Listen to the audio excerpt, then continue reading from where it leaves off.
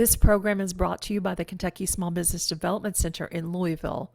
We provide the professional expertise, tools, and resources to help you succeed. To connect with a business coach, call 502-625-0123 or email sbdcinfo@uky.edu.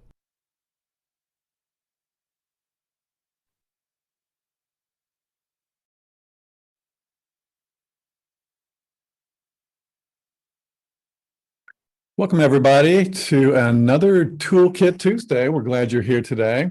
I'm Dave Etkin. I'm the director here and in Louisville, Kentucky.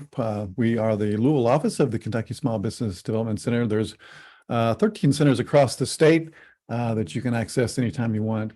As we go through our work every day, we talk to hundreds of entrepreneurs starting businesses and growing business, and especially if you are, trying to get a loan, write a business plan, that sort of thing. You really need good market and business data. And one of the places we go to all the time, and I just accessed this the other day, we go to the Louisville Free Public Library. If you're not here in Louisville, I'm sure every community has their own library and these resources, but we are so lucky here in Louisville that we have the Free Public Library, all their free databases, and more importantly, their business librarians who are great experts and such a great resource. And I have one with us today, Katherine Skaggs. She has been around for over a decade at the library. She is a super expert on business resources and tools that you can use for free at the library. So I'd like to say hello to Katherine. How are you today? I'm fine, thank you. Thanks for joining us today. Yeah. And I can see that you're actually in the library today. I am. That's great. So as I said, we talk to Katherine, and we send people to the library and use the online tools all the time. And you guys are such a great help to what we do. And I want to thank you for doing that for us. Well, I'm glad to be here. We're always happy to do it. We love it. So we thought that Katherine should come and share everything she knows about the library and all the tools that you can access, and let her introduce herself to you guys so you can access her as well as us. So Katherine, I'm gonna just step back and let you take it away from here. Okay, thank you very much. I'll go ahead and share my screen and get this going 1 second. Oh, let me just say, if you look to the bottom of your screen there, you'll see the chat feature. And if you don't see your toolbar, just hover down at the bottom, it'll pop up. You see that chat there. And if you just wouldn't mind, make sure that you can hear us and everything's working. We've had some tech issues in the past here. You would just put in the chat, say hello and tell us where you're joining us from in the universe. We get people popping in from all over the country, all the world sometimes. So it's always kind of fun to see where everyone's coming from. There's Claire. Claire's another great resource that you can tap into. She's on our team. Good to see you, Claire. Dave Sauerbach, he's got an awesome drive-in in LaGrange, Kentucky. I was there the other day and watched Top Gun. Thanks for that, Dave. Good movie if you haven't seen it yet. Is Brittany, and Katherine just put her contact info in there so you can reach out to Katherine if you need help. So do that. And as we go through our time today, if you have any questions or comments, just put them in the chat and I'll be happy to relay those to Katherine, and we'll get going right now. Katherine, I'm going to let you take it away now. Okay, thank you.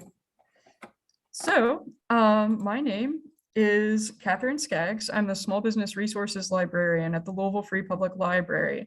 And this is a quick tour of all of the resources that we have for business reference at the Louisville Free Public Library, and some other resources that are free and available for you to use if you need it. And of course, if you need any help at all, I am the Small Business Research Librarian at the Louisville Free Public Library. And what a librarian actually is a specialist in finding and organizing information. So if you ever need help with any of this, that's what we're here for. We are here to help you out, and we love helping you out. So don't ever think that you're inconveniencing us or anything like that. Like, that's what we're here for. And that's what we do. So when you're doing research, the first thing you really need to do is sit down and figure out what are your overall goals and choose your research goals to suit your overall goals.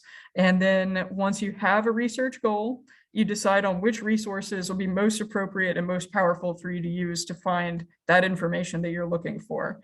So for example, if you're interested in business to business sales, you're going to be looking for a database that can list you other businesses that you would be interested in contacting, let's say, potential, or you're doing a business plan and you need a list of businesses that would be potential competitors. You can use A to Z databases to do that. So this is what this resource presentation is for, is to get you familiar, at least basically, with all of the resources that we do have, and a quick tour of kind of what they do. And so that you'll know kind of what to look for when you're trying to figure out, if you don't know something, what you need to do to find that out. So your library card is the key to all of this, and it's free to get at the Louisville Free Public Library. You just have to live here or be going to school here, and you can come in and get a library card made. That's all you really need, and you can access almost all of them from offsite too. And some of these are even things that are not library resources, but they're really great to know anyway, like the census, for example. So first, nearly all of these are going to be found on our website, and I'll show you at the end if you like where they all are, but they're in the research tools tab and business and money. So these are resources that can be used to keep up on news. As a small business owner, it's always really good to keep your finger on the pulse and just kind of see what's going on out there. We have a local business journal, Louisville Business First, that the library subscribes to, so you can use our subscription with your library card. We also have back issues of Courier Journal and the Wall Street Journal and New York Times. And if you want to go really far back, we also have access to historical databases, and you can choose change databases in the Courier Journal link. And that'll let you change and see which historical, and we're saying 1870, if you want to find out like what was going on, then you can do that through those links too. So they're actually very good, valuable things to do. So for startup, here's some good resources to just know they exist, guys, for startup. Louisville Forward, because we're very lucky here in Louisville to have a kind of hub and spokes method of getting people connected with resources. So if you go to Louisville Forward, they're the economic development wing of the metro government, and they'll be able to refer you to other resources that would be able to help you. And that might include people like the SBDC. It might include people like me for research. You tell them what your needs are. They help you figure out how to get in contact with people who can help you. There's Kentucky One Stop, which is set up as a portal to help you start a business. Like, it's for getting all the paperwork and stuff kind of together to actually register a business and get going as a business in Kentucky. SCORE, of course, is the mentoring, and the Small Business Reference Center is something that we subscribe to through the library, and you can get with your library card. And that has a bunch of forms and templates and just basic resources for starting a business. And it's through EBSCO, which is a gigantic database company. So it includes things like sample business plan templates, things like that that could really help you out. For demographics and statistics, there is census.gov. Don't forget we have a census, and you can use that. You can go on their website, and one of the easiest things is, I think, quick facts or fast facts. And you can use that to just basically tell it any county, basically, or any city of reasonably large size in the United States, and it will give you a demographic breakdown of that location, which is just super useful to have just as a back of the envelope, quick and dirty understanding of your local demographics.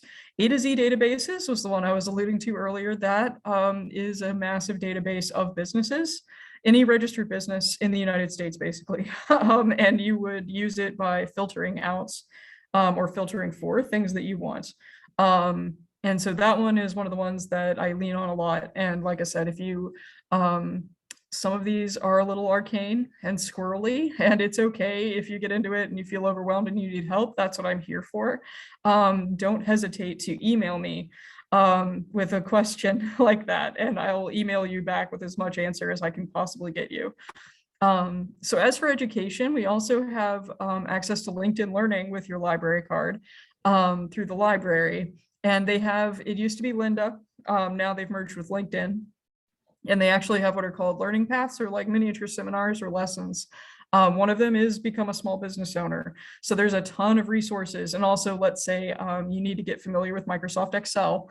They'll have like an entire little seminar about that. So they can have specific skills, specific things that you need to know. You'll be able to probably find it on LinkedIn, especially if it's of a technical or business type of software sort of thing. That's also great for that. So here's some other databases that are actually very useful. So there's Jefferson County PBA. Any library location we have in town, if you go into it, all of the computers can go on the Jefferson County PBA's database.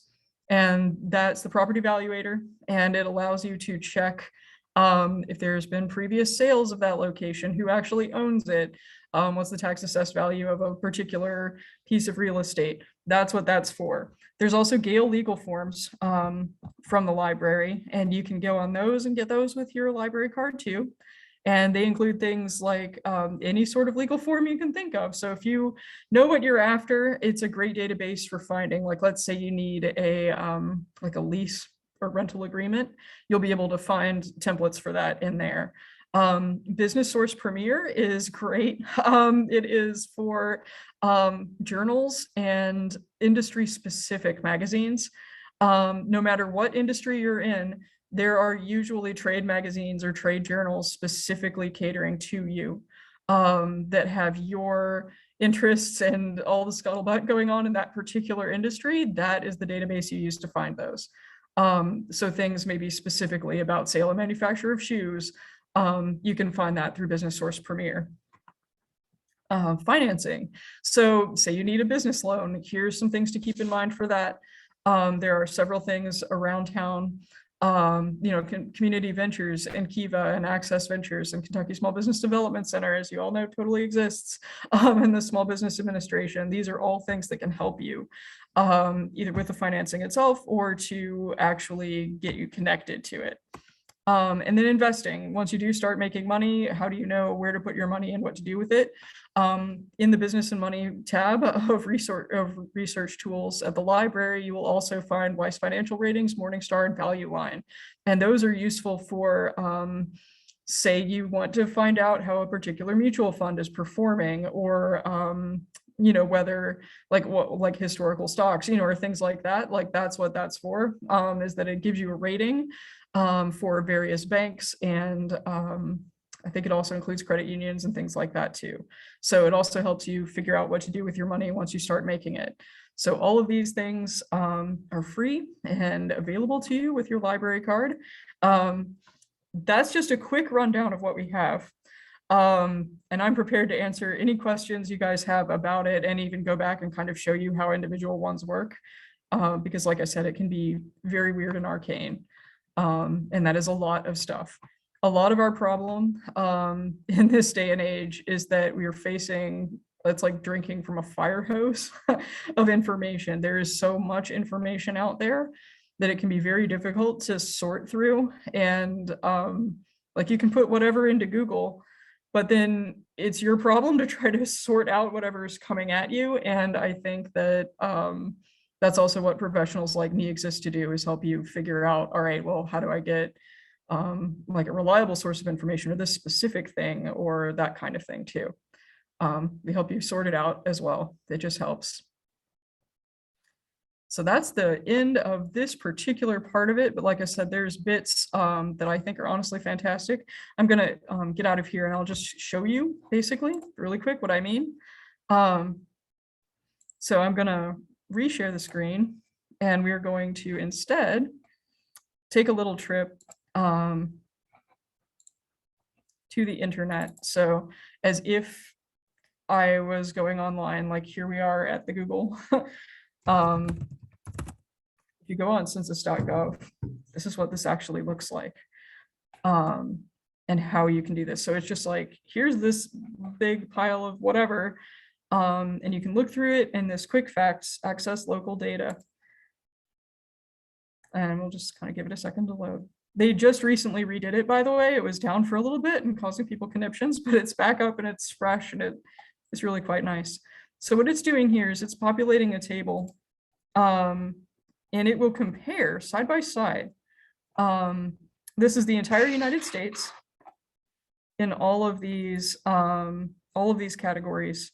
You can run down, like you can say like, okay, 65 and older, under 5, 18, like it'll actually break down by population, like housing units, family and living arrangements, health, economy, income and poverty. And then here we have the businesses. So, you know, the annual payroll, like the whole thing. And notice that it will not just do this, like that's the stats for the entire United States, but you can also do this and say, and we want to say Jefferson County, Kentucky. Now, the reason I went Jefferson County is that what tends to happen with this particular database is that it's much easier for it to pull data for a county than it is for a particular city. And also with the city-county merger, that's particularly convenient for us in Louisville, Kentucky. So here we have the United States breakdown versus Jefferson County, Kentucky. And it will tell you, so over here, it'll give you population estimates versus what you actually get with the actual census. And that's important because the population changes, and even though they don't do a census every year, they will still estimate because it's still good to know. And you can see the breakdown. You can go what percent are various things like number of people, and you can compare kind of side by side what you're looking at, which is actually fantastic to have. So you can get in here and notice that some of these, like, so see how it says reference year 2017, that's the last year that they have that particular data for that particular category. They may refresh it as they get more data in, because of course, when you do, yeah, see this one's 2019, and then total employment and change. Of course, they can't do, you know, they only do the census every 10 years. So it's also how long it takes to sort through all that data and get the stuff populated later. So that's this one particular database, and this is free. Like, you can just get on it with your phone right now and do this. And the library, of course, also has Wi-Fi to be used with that. So we're just going to park this here. I'm going to get back in, and I'm going to show you where to find that.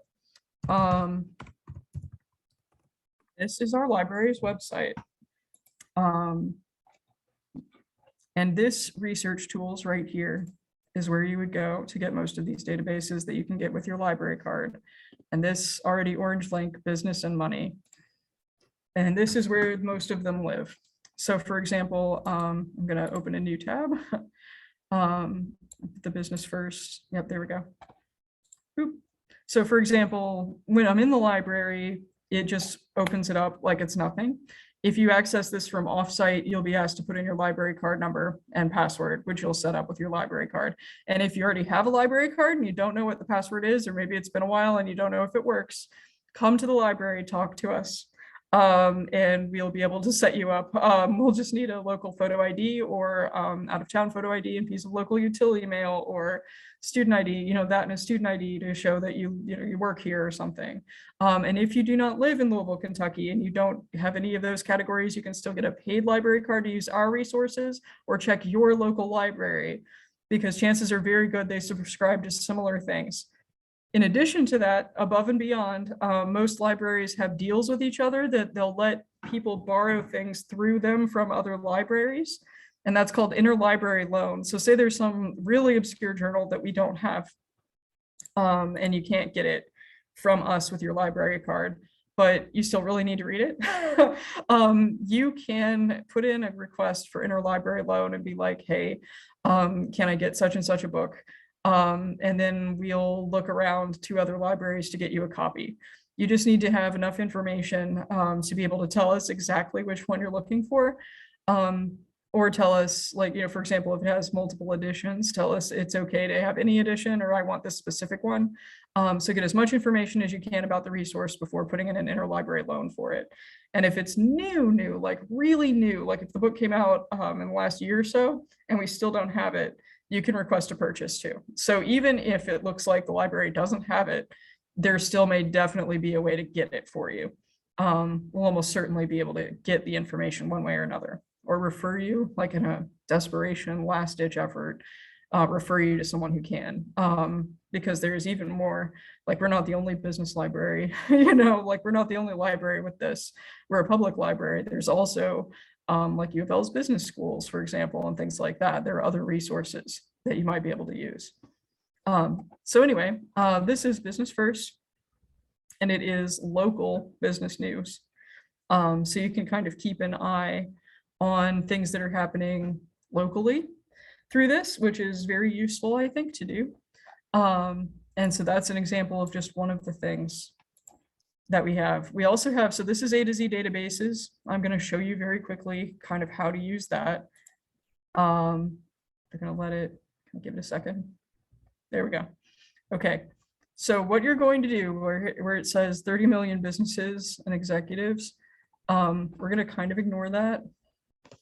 We're going to go to advanced search here under find business and executives. Because what this is doing is this is taking the records, like basically all the tax records and stuff of all of the businesses in the United States. And then you apply these filters here that you can see. It applies the filters you can see here on the left to your search. So right now, what I'm going to be leaning on is it has no count because it doesn't have it yet. You can update count. So it's over 15 million because that's like literally every business in their database. But we can say city, Kentucky, and then say specifically, and this is where it gets like, it's a bit clunky. It's not the best way to deal with it. But it does work. You've just got a Louisville and it'll populate that. And we can say update count. Okay, so now that's 38,000. That's just Louisville, Kentucky businesses. We can say the NAICS and SIC codes. So here's where it gets interesting too. If you have not done this before, know this exists. This is super important. I'm going to open a new tab specifically for this. There are a lot of products that exist purely to help people organize databases. And the NAICS and SIC codes are one of those things. They are a code that basically allows databases to categorize your business with a number. And so if we put in, I don't know, let's find it interesting. Let's see, computer software. So here it'll actually say like software publishers, and that's 513210. So we're going to go back and say 513210, update count. So there are 57 of those in Louisville, Kentucky that do software. And then we can, you can do like all of this is actually possible. You can say headquarter versus branch. This is very useful if there's some kind of franchise, or something like that. You can say, no, I specifically only want the headquarters of wherever and not like literally every single Arby's, because you can actually tell it specifically, like I only want the headquarters, or I only want like the regional whatever, not actually all the Kroger locations. So you can filter by that, which is really helpful. You can say business size, and that helps you narrow down like what kind of businesses you're looking for specifically. Something I tell people, because I help people write business plans a lot, and something I always tell people is don't be afraid to be really specific. Don't be afraid to be specific, because if you have a very clear idea of exactly who you're targeting, this makes research much, much easier. A lot of times I talk to people and I ask them, okay, but who are you looking for? Like, who would be using your business? And they say everybody. And I'm like, everybody? Because there are some people maybe who wouldn't. For example, if I was looking for someone to fix, say I have a computer fixing business, I would not necessarily be the person for you, because I could do that myself. So there are going to be certain people or certain businesses who you're not looking for, and it helps to actually weed them out right off. And that actually, it doesn't make it worse to cast a narrower net. It makes it more targeted, and it makes it easier for you to apply your it makes it easier for you to actually apply your energies towards specifically contacting those people rather than just sort of hoping that all of these people need what you're selling. So all of this is stuff that you can add. But right now, like 57 is not that bad. We're going to click search. So these are all the software developers we've got in Louisville, Kentucky. So that's fun. Da, da, da, here they are. And it'll give you quite a lot of information. So up in here, these are all of those. And you can tell it to sort by what type. You can download it as like an Excel sheet or something like that. If you were to click on them, you can actually get in and see, like let's 50 million. Yeah, so let's see what CDW Corporation is all about. And you can click on this and it'll actually give you details about where they are, about what they do when established, all this information, number of PCs, like square footage, like all this kind of stuff, area competitors. So that's nice. This is stuff that this particular database, and this may not be true, but this stuff that this particular database thinks might be similar to this business. So remember, like this is Toshiba Business Solutions. So if you were to say, put in your own business or find your own business through this, this is what this thinks are area competitors to you, but you might need to do a more careful look yourself if you were making a business plan. So always with these databases, don't just take what it says like, oh, you know, that's just the truth. You need to think yourself whether you really, whether that is in fact exactly what you're looking at. And it will tell you exactly what it has, like historical data nearby, like everything that's close to it, how many employees, just generally what's going on. So that's one of the useful things that we have here. But anyway, this research tools, and we'll do it again. This is from lfpl.org, our library's website, under research tools right here on the left, and then business and money. And these are most of our databases that we were talking about. Not the census, because that's just available for everybody, and not then makes an SIC code lookup, because that's just available for everybody if you need it. And you may already know what your NAICS and SIC codes are. You might, and it would be a really, really helpful thing if you're writing a business plan. It would be a really helpful thing to try to figure out what those would be, because it would help you be able to use databases to figure that out. Okay, so it looks like we got a little bit of time left. Do we have any questions? Hey, Catherine. Yeah. Oh, I'm sorry. I have some questions. We'll go back. Yep. Some of the other databases on there that I use a lot, maybe you could speak to a little bit. So especially in Jefferson County, the PVA website, Yeah. what would you do with that? So what you can do with the PVA is you can use it to scout. So that's the Property Evaluators Administration, and that allows you to look at who has previously purchased a property, what it last sold for, what its tax assessed value is, for example, and when it was last assessed for taxes. So that would let you, if you were shopping, let's say, for commercial real estate, that would allow you to figure out in a particular location what you were looking for, or maybe even let you see ahead of time if you were looking to rent somewhere, what you were getting into. Right. It basically gives you a little bit of ahead, look ahead at all of that, instead of just having to take whatever the real estate agent tells you as the truth. That's Yeah. right. Yeah, another cool thing, you can do that too, like if you're just riding down the street and if you're into older properties, or some people like to find who owns an abandoned property, let's just say they're not keeping it up and you want to send them a nasty letter or something, you can. Or if you rent, let's say, for example, the people who are managing a rental property and collecting your mortgage may not be the same people as the ones actually owning it. Right. So that allows you to actually see who owns the property that you're renting from. Yeah.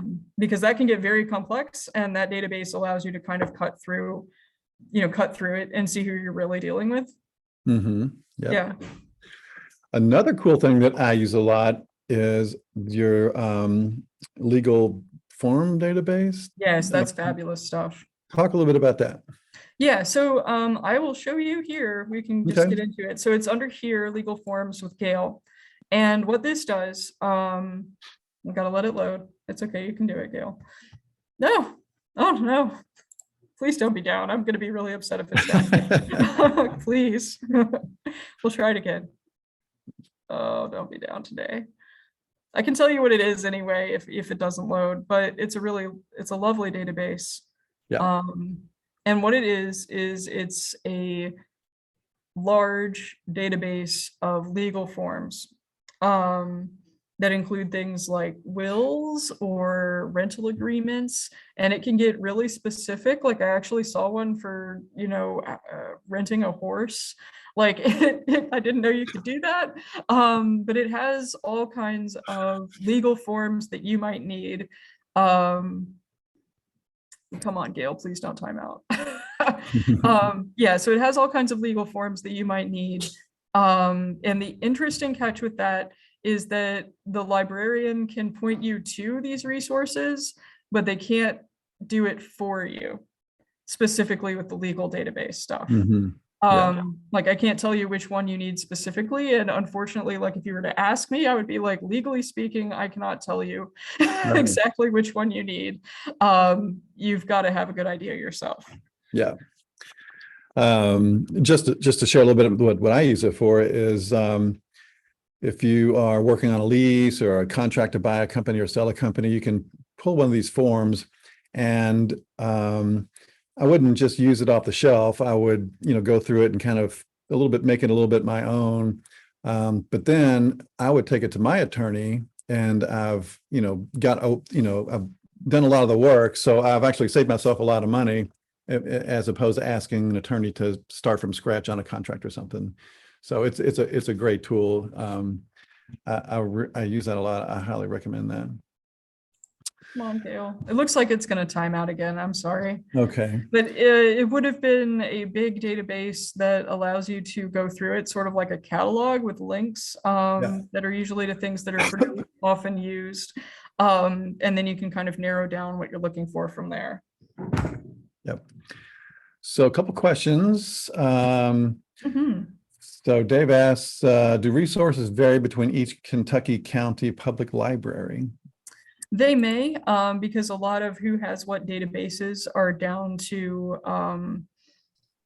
like what their budget looks like and what their particular library specializes in.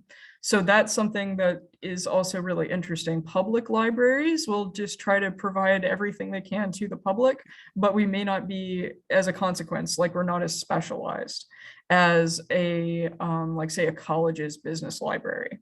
Right. So something like that. But for the most part, we'll be able to get what you're looking for, but then we can direct you to, let's say, a college's business library for more help with that. And we may not necessarily have, so for example, when it comes to historical stuff, we're not an archive.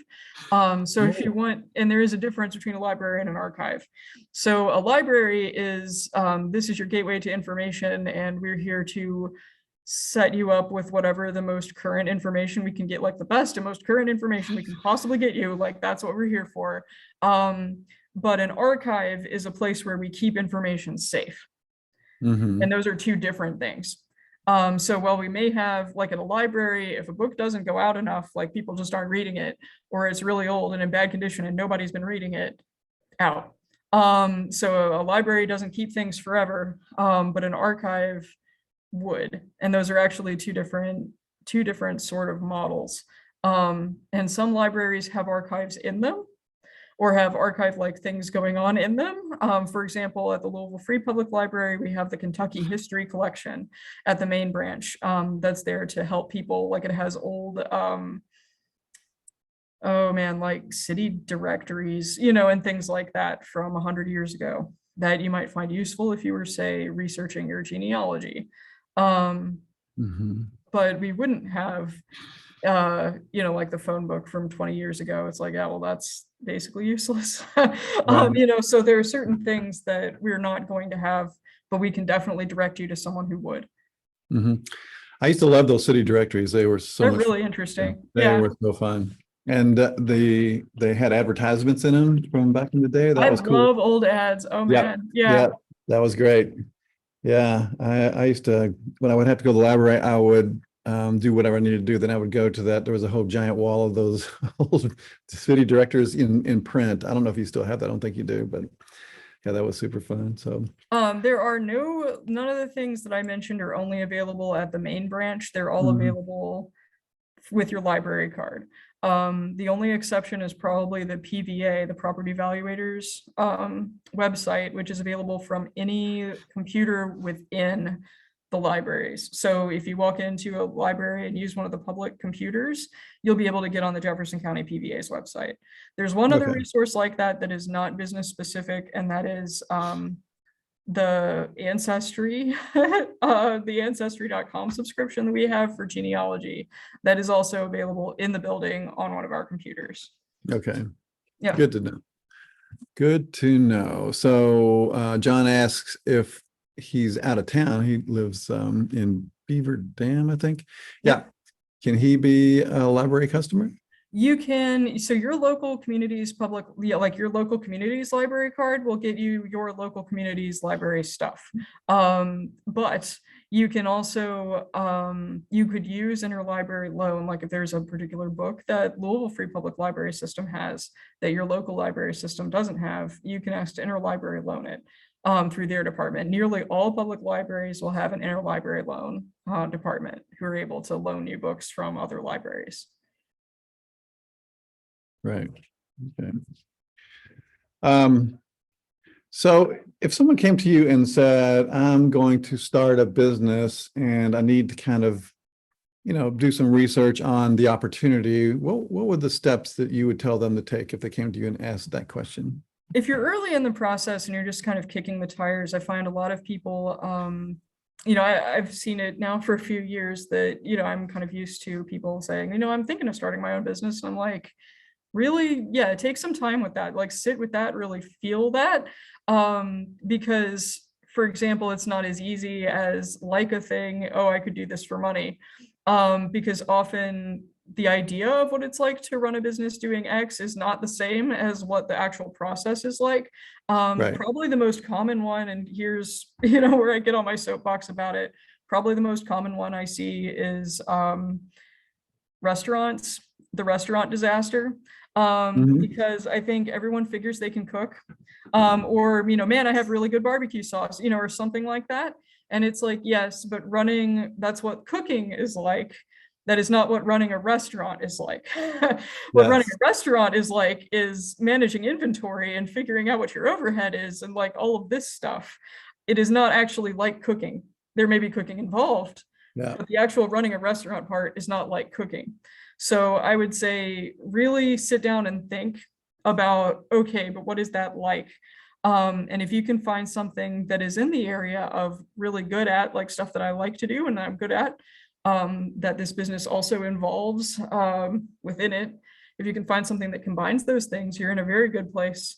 But just be aware that it's going to involve a lot of real sit down and, okay, probably the first thing I would do is sit down with a pen and paper and just clear your schedule for an hour or two to just be like, okay, if I'm really thinking of doing this, what is that like? And do a business plan. And the reason I always hammer the business plan is that it is for two things mostly. One, for yourself, so that you can look at it and be like, can this work? And does this work? Like, what is my path to success? And can I follow it? Like, do I have a plan for my business? Which is great. But the other thing a business plan is most important for is if you need, let's say, a loan or help or something like that, you can take that business plan to a bank and say, and here's why I think my business will succeed. That is what a good business plan is for. And that's what good research is for. Because you don't want to invest your energy and your time and all this stuff in something that doesn't have a shot at success and that can't really make itself go. Yeah. Tanisha asks, do you have a schedule for beginners computer classes? Is that something you guys do? You can actually call the branches. So there are certain branches, I know Shawnee does, for example, which is the branch that I work at. But you can actually call and whatever your closest branch is and say, so I need a computer class. And they will either have at their branch or they will refer you to a branch very close by that has computer classes, like very beginner computer classes by appointment. And you can go in and sit down with the librarian one-on-one and they will walk you through, okay, so this is how you handle this machine. I have taught them in the past. I don't currently teach them now, but I can if I need to. And the most important thing about computers is that they're not thinking machines. They're glorified bean counters. It just counts beans incredibly fast. Don't be afraid of it. And the main key is like, you're not going to hurt it. Short of, I've got a laptop here, short of pouring Coca-Cola down my laptop front, like you're not going to hurt it. It's probably not going to hurt you. Practice. Because people always say like, oh, millennials and Gen Z, like, how are they so good at whatever? And I'm like, do you see those kids over there playing Fortnite? What do you think they're doing? They're typing back and forth. No one taught them how to type. They did not take a typing class. If you want to communicate with people on your team in the game and you don't have a microphone, you are going to type. And I say, for myself, I wake up in the morning and it's an alarm on my phone going off. I get coffee and I read the news on my phone. I come to work and I'm a librarian. So that's 8 hours a day on a computer with all these databases and things and helping people with computers. And then I go home and it'll be late. And if it's dark and rainy or whatever, I get on my PS4. Like, it is almost every waking moment in contact with computers one way or another. And that's what's going on with kids these days, is that they actually just have constant contact with it. It's practice, lots of practice. Nice. Yeah. So Elizabeth asks, for creating a detailed business plan that is not for not a brick and mortar business, what are the top 3 resources that you would recommend? Top 3 resources I would recommend. You're fortunately at the SBDC, like you're working with them already. So you're already well on your way, it looks like. Because get some help, get some mentoring, get some classes, because it's a bit complicated and you're having to consider a lot of multiple things at the same time. So that's one place, like, fortunately, we're already there, in terms of one thing I would tell you to do. The other thing I would tell you to do is get a template and sample business plans and be like, okay, so this is someone's business, maybe for something similar to yours. And here are all the things they're thinking about. What are the things I need to be thinking about? And how is this organized? How do I go about it? I think that really helps. The other thing I would do is remember that you're not just doing the one thing, that you're going, where I said, like, running a restaurant is not like cooking, it's like managing inventory and stuff. You have things that are related to your business that are like very important to the nuts and bolts of that business that you're going to have to think about. And so really take some time to think about those things too. Like, it's not as simple as like, I can rent space for people to fix their cars. It's like, okay, what does liability look like? Where's the space you're renting? What are the items? What if they go missing? What if stuff breaks? What if people get hurt? What is your pricing plan like? And then the interaction of those things, let's say, like, does the pricing plan make up for all of those other things? And does it make up for all those other things enough to be literally worth your time? Because that's the other thing. When people say time is money, no, like, very literally, time is money. Like, your time is worth something. You need to make sure that you also pay yourself. Yeah. That's what you go into business for, is to pay yourself. Yep. That looks like all the questions we have at the moment, I think. Yep. Well, Katherine, this has been great as always. You're such a good resource. I'm so happy you came and joined us yet again. Yeah, anytime. I know you're so busy over there. Oh, we're good. And email me if you ever need help, like if you have a specific research thing I can help you, that I can help you with, email me. Because if you have a specific question, you take it to me in email, I will probably respond with massive amounts of information. So email is by far the best way to do it, because there will be like lists and charts and internet links, and those don't go over the phone. Yeah.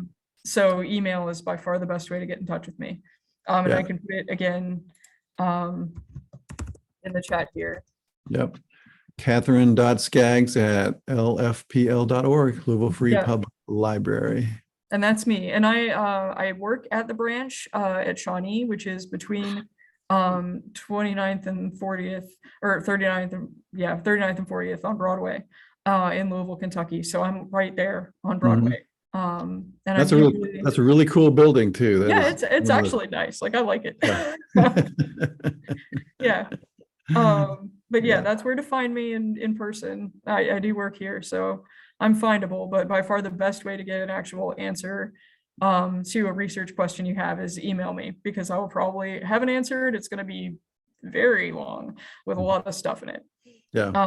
But yeah, sit down with a pen and paper and a calculator and some imagination. You'd be surprised what you can come up with. And I think that that's the best way, to start going about it. Yeah. So yeah, that's it. Okay. Well, Katherine, thank you so much again. Oh, you're And welcome. we'll have you back again soon, I'm sure. Everyone will receive a recording today, so you can watch this over and over again, like I know you want to.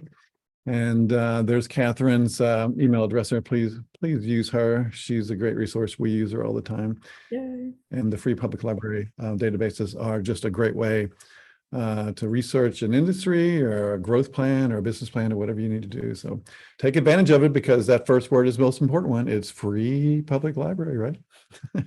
Oh yeah. I think, yeah, it's free. It's a free public library. We don't even have overdue fees anymore. So if you're scared, like if you took some books out like eons ago and you didn't bring them back in time and now you're scared, like bring them back. We just want the books back, really. It's okay. Like we don't have overdue fees, so you're okay. All right. Well, thank you, Katherine, and thanks everyone for joining us today. And we'll see you on our next Toolkit Tuesday. Have a good Tuesday, and we'll see you next time. Bye-bye. Bye-bye.